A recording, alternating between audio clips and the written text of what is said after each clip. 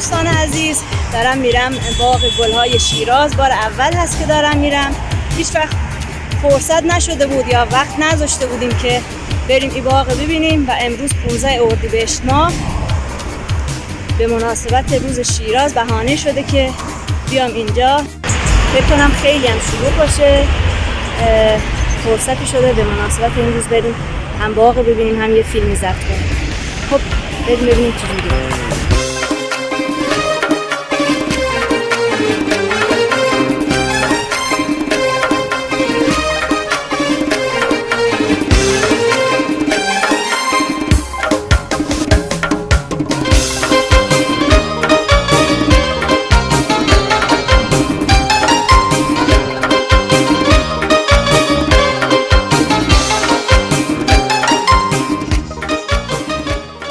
دوستان عزیز خیلی زیبا است. هر چقدر که تعریف کنم بازم کم گفتم. انشاءالله هر کس گذرش به شیراز افتاد حتما یه سری به این باغ بزنه، مخصوصا توی فصل اردیبهشت که فصل گلها هست.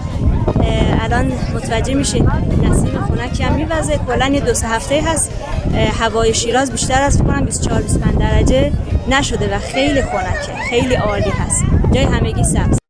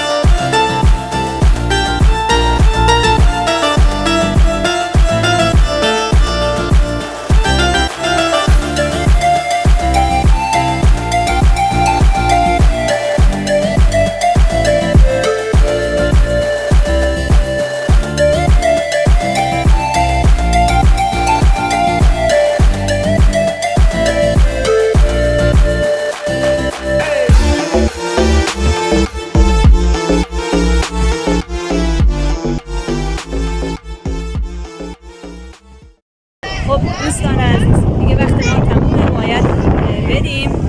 8:30 تا هم بیشتر چه باده میاد. بارون هم شروع به باریدن کرده. امیدوارم تونسته باشم یه ذره از این حال و هوا و زیبایی ها رو تو فیلم انتقال بدم.